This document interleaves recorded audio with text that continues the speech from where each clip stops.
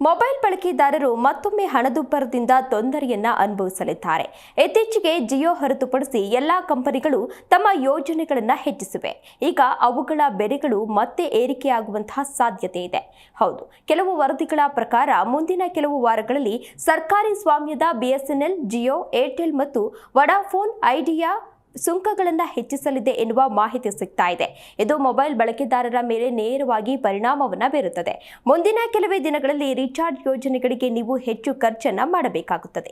ಹಾಗಾದ್ರೆ ರೀಚಾರ್ಜ್ ಯೋಜನೆಗಳು ಎಷ್ಟು ದುಬಾರಿಯಾಗುತ್ತವೆ ಅಂತ ನೋಡೋದಾದ್ರೆ, ಇಟಿ ಟೆಲಿಕಾಂ ವರದಿಯ ಪ್ರಕಾರ ನಿರಂತರ ಹಣದುಬ್ಬರ ಮತ್ತು ಮುಂದಿನ ಕೆಲವು ತಿಂಗಳುಗಳಲ್ಲಿ ಪ್ರಮುಖ ಚುನಾವಣೆಗಳ ಅನುಪಸ್ಥಿತಿಯಿಂದಾಗಿ ಟೆಲಿಕಾಂ ಕಂಪನಿಗಳು ಡಿಸೆಂಬರ್ನಲ್ಲಿ ಸುಂಕಗಳನ್ನು ಹೆಚ್ಚಿಸುವಂತಹ ಸಾಧ್ಯತೆ ಇದೆ ಎಂದು ಬ್ರೋಕರೇಜ್ ಸಂಸ್ಥೆ ಮೋತಿಲಾಲ್ ಓಸ್ವಾಲ್ ಹೇಳಿಕೆ ನೀಡಿದ್ದಾರೆ.